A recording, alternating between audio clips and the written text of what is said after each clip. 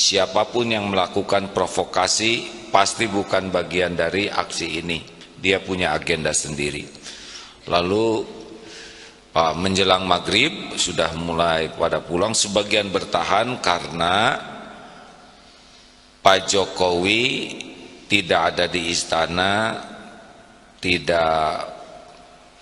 pokoknya sedang ada kesibukan yang saya juga tidak paham karena saya dengar sebelumnya akan ada di istana, sehingga mengutus beberapa menteri.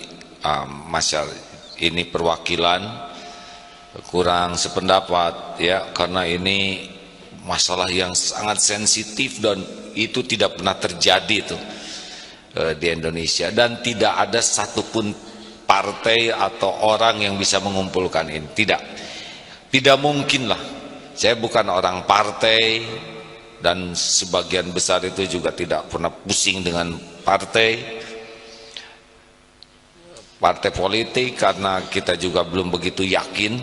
Saya sih belum begitu yakin partai politik benar-benar bisa jadi solusi. Melihat berita-berita dan fakta, masih banyak yang harus diperbaiki. Jadi punten ya, kalau ada orang yang berbicara ini karena politik, dia enggak ngerti sama sekali perasaan umat Islam.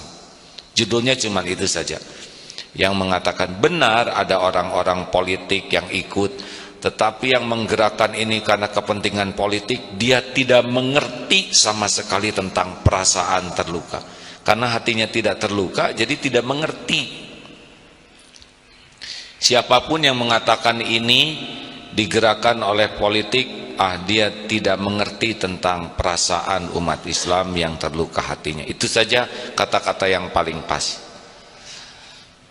Karena kalau orang punya perasaan, dan saya juga yakin yang luka ini bukan hanya yang datang saja, itu di seluruh Indonesia, seluruh dunia yang merasa ada hati terhadap keimanan terhadap Al-Quran, itu mesti ada rasa lukanya. Dan saya percaya juga aparat yang jaga itu tidak kalah pedihnya tuh, hanya memang lagi berbagi tugas. Nah, sudah kumpul, nego lagi. Nah, saya dengar menjelang maghrib atau jam itu saya sudah persiapan bubar, yang lain juga sudah menjelang maghrib sudah karena kalau sampai malam sampai sejumlah itu wah berat sekali ya. Ada nego ditemui oleh Wapres yang dijanjikan, kalau saya tidak salah menyimak, bahwa ini akan diproses dalam tempo 2 minggu. Sudah ada sikap yang jelas. Kepolisian sendiri sudah mengeluarkan surat panggilan, dan Senin saudara Ahok ini akan diperiksa dan Wapres. Nah, itu menjelang bubar menjelang bubar, karena masyarakat sebagian masih menunggu apa nih yang perlu diketahui.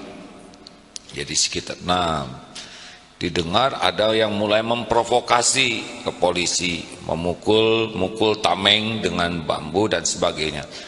Nah, saya lihat juga bagaimana para FPI itu melerai, para penjaganya itu memisahkan. Ada yang seakan-akan menggunakan atribut HMI, walaupun sudah dijelaskan sekarang ada penjelasan dari HMI. Tidak ada. Nah, ada foto-foto yang memang dia memegang, tapi kalau dilihat dari wajah, sikap, asa tidak nyambung. Sebagian ada yang pakai celana pendek, apalagi provokator yang ketangkep. Dan ya, itu saya barusan dapat foto ini, ternyata seseorang yang berada di samping,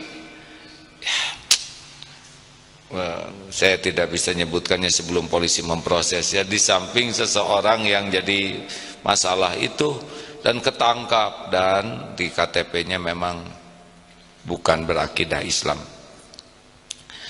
Jadi benar-benar provokasi itu.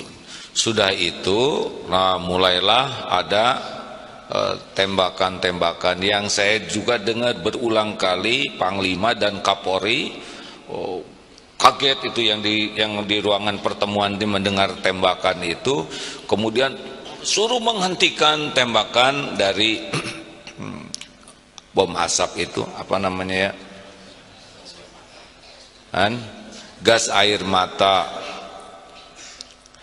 Lalu karena tembakan itu, nah saya lihat juga videonya, masyarakat diperintahkan duduk, tiba-tiba berdatangan asap dan suara tembakan banyak, yang mungkin itu akibat penyerangan oleh pihak provokator tersebut ke polisi. Entahlah, saya tidak tahu pastinya, tapi saya lihat di video yang sedang duduk berdatangan itu asapnya, lalu berlarian, duduk tenang jangan lari. Ya perintahnya memang begitu, jangan melawan, duduk dan jangan maju, jadi mundur saja. Nah itulah tentang pembakaran. Ya saya kira siapa sih yang mau membakar ya, kalau mau niat jahat mas yang itu saja tuh ya. Semua orang sebanyak itu bisa melakukan banyak hal, tapi nggak ada niat dari awal juga, niatnya mas satu aja. Ini skandal ini dituntaskan dengan secepatnya. Jadi yang membakar, siapa yang ngebakar? Mana berani kita ngebakar mobil polisi itu, dan tidak ada peralatan untuk bakar-bakar mobil gitu kan tidak mudah ya, pasti yang sudah mempersiapkan. Jadi saya hakul yakin bahwa kericuhan itu pasti tidak dilakukan oleh para peserta aksi damai, tapi oleh orang-orang yang ingin menciderai aksi siangnya damai, jadi harus dirusak citranya. Kalau mau berbuat buruk itu yang tersisa juga bisa saja melakukan keburukan, benar? Tapi tidak jalan ke DPR minta ketegasan. Tidak ada merusak-rusak gerbang DPR. Sesudah perwakilan diterima, lalu jam 4 subuh itu bubar. Jadi saya benar-benar karena memantau terus dan komunikasi terus, ini adalah aksi damai yang nyata, bermartabat, terhormat, masya Allah ya. Adapun kericuhan itu, apalagi yang masuk ke minimarket itu jelas itu memang provokator yang mau menciderai. Tidak adil kalau media sibuk membesar-besarkan tentang kericuhan yang dibuat oleh bukan kita. Itu jelas. Nanti ada foto-foto yang banyak bicara itu ya. Mudah-mudahan saja semua ini disaksikan oleh Allah ya. Kita doa supaya dibuka mana yang hak, mana yang batil. Yang menakjubkan itu menurut perakiraan cuaca, Jakarta akan hujan, kemudian ada petir kalau nggak salah ya nggak tahulah. Tetapi kata yang memantau itu, bagaimana ini awan bisa bergerak pindah, sebagian ke Banten, sebagian ke Jawa Barat. Ya tidak aneh, kan yang menciptakan awan adalah Allah.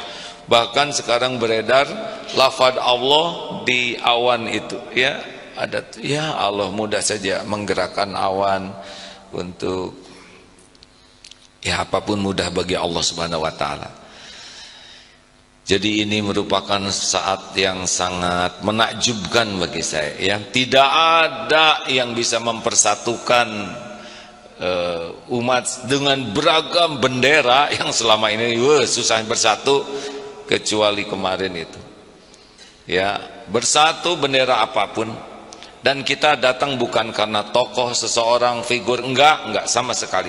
Saya datang betul-betul panggilan hati saja, juga teman-teman, dan yakin tuh yang mau berangkat ke sana tuh beratus lipat dari yang hadir. Benar?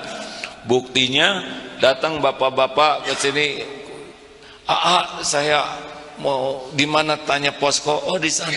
Saya tidak bisa ikut karena saya harus ngantar anak saya sekolah. Karena dua ini masih kecil tidak bisa, tapi saya ingin dicatatkan oleh Allah menjadi orang yang peduli, nyumbang untuk ngongkos.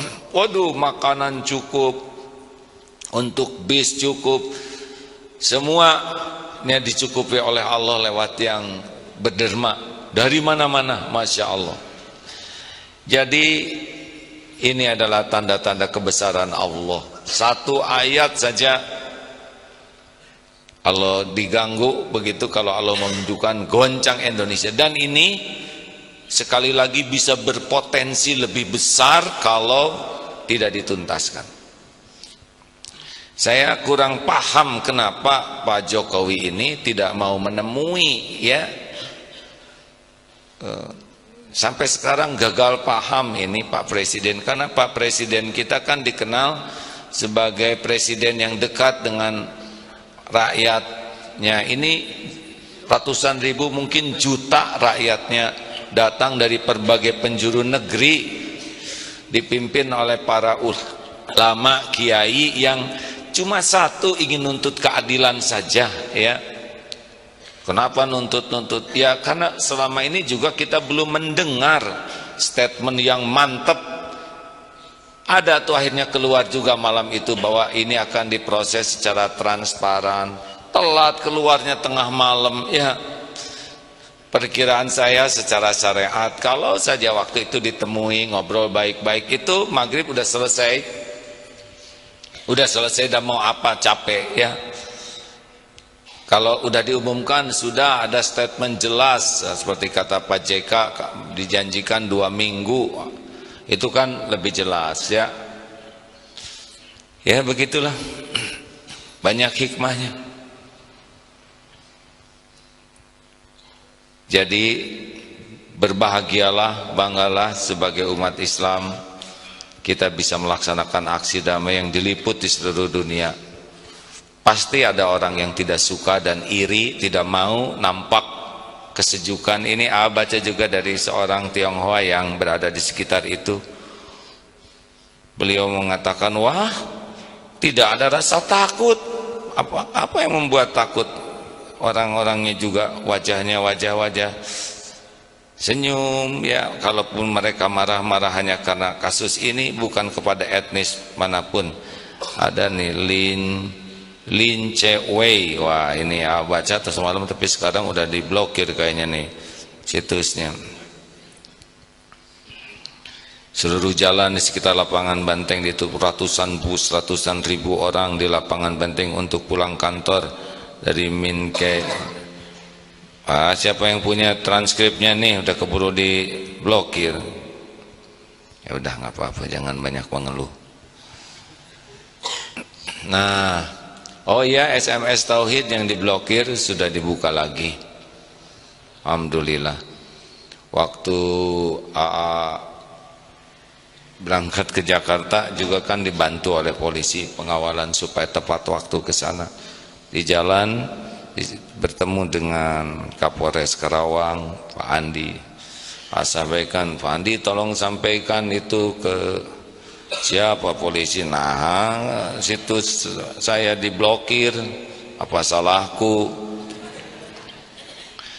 Suruh baca itu, yang itu katanya kata Menfo juga dari polisi. Coba diberitahukan, nanti atuh jadi umat jengkel ke polisi. Janganlah, suruh baca dulu supaya mengerti. Terus ada telepon dari Bareskrim, klarifikasi dan dibuka lagi. Alhamdulillah, ya Allah ngebulak-balik hati. Begitulah hadirin. Jadi berbahagialah, berbanggalah sebagai umat Islam. Tidak ada yang bisa mempersatukan itu. Pokoknya mah punten ya, masalah terbesar adalah sense of crisis. Bahasa Inggris lagi tuh hadirin ya. Masalahnya kita ngerti nggak ini ya? Jadi ada rasa ini masalah tuh bukan masalah kecil kan, udah akan ngerasakan gitu, ini betul besar dan akan membesar dan gak akan bisa dihentikan kalau tidak disikapi dengan cepat dan betul-betul memuaskan rasa keadilan. Kalau itu dilakukan cepat, udah nggak ada. Tapi kalau enggak, ya begitu membesar. Dan ini pun akhirnya belum selesai nih. Kalau nanti dalam 2 minggu ini serba tidak jelas, wah, orang bisa berdatangan lebih banyak dan kita jadi lebih riweuh ya, gara-gara seorang ini. Tapi ngomong-ngomong ya, dibalik kejengkelan, kita memang harus memaafkan untuk sikapnya ke pribadi saya. Tapi kalau urusan pelanggaran hukum kan ada prosesnya sendiri. Kalau pencuri minta maaf, terus satu penjara kosong, ya pengadilan juga saya minta maaf, kata hakim deh, ya sudahlah. Kalau setiap pelanggaran hukum minta maaf, selesai, yang ditilang, Pak maaf ya, SIM saya udah saya rencanakan mau bikin SIM, tapi ya begitulah Pak, banyak kesibukan. Baiklah, saya maafkan, tolong ini tanda tangan tilang ini, kan gitu Aden. Kan dulu juga ada, ya saya maafkan ya, tolong nanti datang ke pengadilan tangan. Jadi bukan umat yang tidak pemaaf, tapi menempatkan sesuatu pada tempatnya, benar? Tapi banyak hikmahnya nih. Kita juga jadi tahu umat Islam yang peduli, yang mana, yang dingin-dingin gitu, emang peduli enggak, ngambek enggak, kita juga bisa tahu. Ada yang marah kepada kita, jadinya yang dimarahin oleh umat Islam sendiri, jadi kita yang salah ya ada, kita doakan juga. Ya begitulah Allah memperlihatkan banyak hal di kalangan umat Islam sendiri, dan saya percaya nih banyak juga orang yang non Islam yang bisa banyak mendapatkan hikmah dari ini. Betul? Kita dengar, siapa tahu ada pendengar yang bisa menceritakan hikmah. Oh ya, insya Allah hari Rabu ba'da maghrib. Maghrib sekarang jam berapa kalau di Bandung? 17.46. Nah jam 18-nya, jam 6-nya sesudah maghrib ada dialog lagi di Putih Hitam, di Hitam Putih, dengan Pak Dedi, ya Pak Dedi Kor, ya Korbuzi. Silahkan nanti diberitahukan hari Rabu, mudah-mudahan bisa ada hikmah yang didapat. AA mengirim di Instagram, di Facebook, di Twitter tentang bagaimana indahnya jamaah yang berbagi bekal makanan kepada aparat, bagaimana juga polisi yang sedang menahan benteng mengeluarkan tangan ngasih minum kepada demonstran yang kehausan, bagaimana sedang duduk para tentara dan ngobrol, karena pagi ama ini saudara ya. Aduh, punten ya, rugi besar gitu kalau aparat dengan rakyat, umat Islam jadi bertengkar hanya karena ulah orang ini. Ini kan dikesankan orang ini seperti tidak tersentuh oleh hukum. Ya, nah ini yang bikin jengkel banyak pihak. Apa sih istimewanya? Sampai orang ini seperti yang dibela ya, karena begitu susah mengeluarkan statement apapun. Ya begitulah episodenya. Jangan terlalu emosi ya, karena kita dapat banyak hikmah juga dari semua ini. Benar?